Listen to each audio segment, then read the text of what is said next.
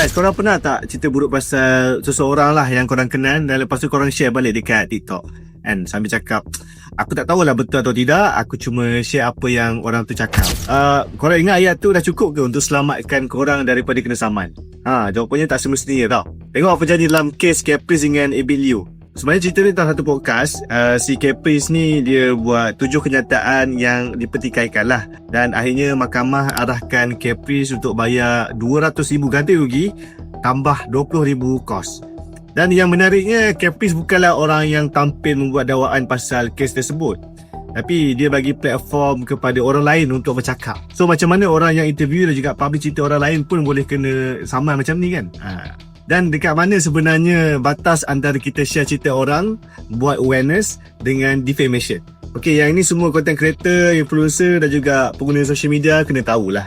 Okey, kita kena pergi facts dululah. Pada tahun September 2023, Caprice ataupun nama sebenar beliau adalah Aris Ramli menerbitkan podcast bersama influencer Indonesia. Nama dia lah Mondi Tattoo. Dan Abid Liu kemudian memfailkan saman defamation berhubung 7 kenyataan dalam konten tersebut yang menurut samannya membawa maksud antara beliau melakukan gangguan seksual serta mengeksploitasi agama. Dan fast forward pada 17 Ogos 2026, Mahkamah Seksyen Shah Alam memutuskan 7 kenyataan tersebut memfitnah Abid Liu.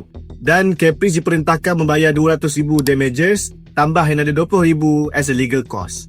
Dan mahkamah juga mengarahkan Caprice untuk membuat permohonan maaf dan menarik balik kenyataan tersebut dalam tempoh 48 jam. Dan ada satu important detail, court beri ad interim selama 7 hari terhadap pembayaran damages untuk membolehkan Caprice memfailkan formal stay application sekiranya mahu appeal ke High Court. So legal proses ni masih berjalan lah sebenarnya. So sekarang persoalannya, kenapa benda yang orang lain cakap macam ni dalam podcast kita ni boleh jadi masalah kepada kita? Sebab dalam undang-undang defamation ada satu benda yang dipanggil publication. Contoh yang paling senang, katakanlah kawan kau datang jumpa kau dan cakap, aku rasa Ali curi duit, dan itu adalah antara kau dengan dia. Tapi bila kau buka TikTok, guys, korang tahu tak, ada orang bagi tahu aku Ali curi duit. Aku tak tuduh tau, aku cuma share. Dan kau upload kepada 500,000 followers kau, kau dah publish allegation tu kepada third party. Dan sebab itulah ayat bukan aku yang cakap, orang lain yang cakap tu sebenarnya tak semestinya automatically lepaskan kita daripada legal risk. So sekarang kita masuklah bab undang-undang sikit lah. Malaysia ada Defamation Act 1957, Act 286 untuk civil defamation. So secara asasnya antara perkara yang perlu dibuktikan ialah statement tersebut defamatory, merujuk kepada orang yang menyaman dan telah publish kepada third party. Dan lepas tu, kalau statement tu defamatory, timbul pula persoalan, what's your defense? Antara defense yang penting ialah justification. Dan Seksyen 8 Defamation Act 1957 berkaitan justification. Bahasa mudahnya, kalau defense kau ialah apa aku cakap tu memang betul, dan kau kena mampu untuk mempertahankan kebenaran atau substantial truth kenyataan tersebut. Contoh, kalau aku cakap, aku rasa Ali ni suspicious, itu mungkin hanyalah opinion. Tapi kalau aku cakap Ali curi RM1 juta, that's a statement of fact. So kau sedang membuat specific allegation, dan kalau dicabar, tak cukup sekadar tapi aku percaya dia yang buat. Because your belief is one thing, evidence is another thing. Kemudian ada satu lagi defense yang selalu orang salah faham, iaitu fair comment.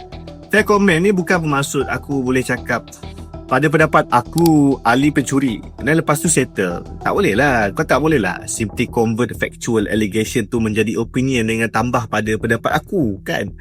Mahkamah Persekutuan pernah menjelaskan beberapa elemen penting untuk fair comment. Dan ia mestilah komen ataupun opinion yang melibatkan matter of public interest. So berdasarkan fakta dan juga merupakan komen yang seorang fair-minded person boleh honestly make berdasarkan fakta tersebut. Okey, contoh mudah, laporan audit rasmi keluar, projek lewat 2 tahun dan kos meningkat. Aku baca laporan tu kemudian cakap, pada aku pengurusan projek ni teruk.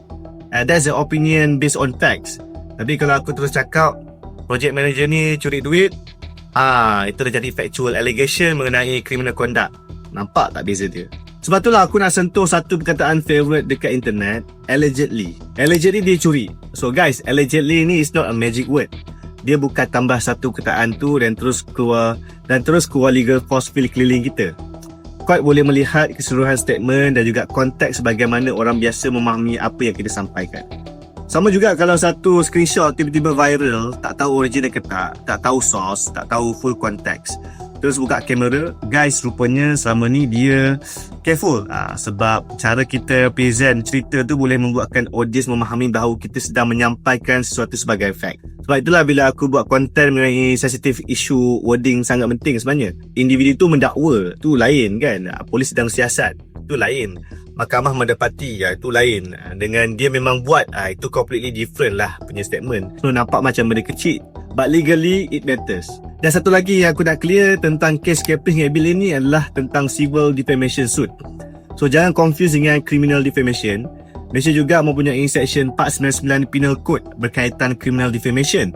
Manakala section 500 memperuntukkan hukuman sehingga 2 tahun penjara atau denda atau kedua-duanya sekali jika disabitkan. But that's a different legal route.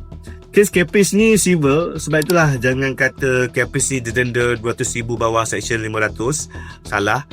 RM200,000 tersebut ialah untuk damages awarded dalam civil defamation case dan ditambah RM20,000 legal cost. That is a different thing. Sebab itulah bagi aku kes Caprice ni Abilio ni bukan sekadar cerita tentang selebriti lawan selebriti. This is actually a case study untuk zaman TikTok dan juga podcast zaman sekarang ni. Dan hari ini semua orang boleh jadi publisher, ada phone, ada mikrofon, ada press record. Engkau boleh bercakap kepada sejuta orang, kritik boleh dan sebagainya, bagi opinion pun boleh, buat awareness pun boleh. Tapi kena bezakan 3 benda. Apa yang kita tahu, apa yang orang dakwa dan apa yang sudah dibuktikan. Jangan campurkan ketiga-tiganya sekali. Yang paling penting, jangan ingat tambah allegedly ataupun aku cuma share ataupun pada pendapat aku. Automatik buat kita kebal daripada saman. Sebab video kau mungkin cuma 3 minit. Views mungkin 1,000,000. Tapi satu allegation yang kau tak boleh defend boleh bawa kau sampai ke mahkamah. So untuk kes Caprice pula, kita tunggu that's legal move. Kalau appeal diteruskan, kita tengok pula apa yang High Court decide. Until then, an allegation remains an allegation. Jangan kita sendiri upgrade dia jadi fakta. I Sudin Samni, Ideas that move Malaysia forward.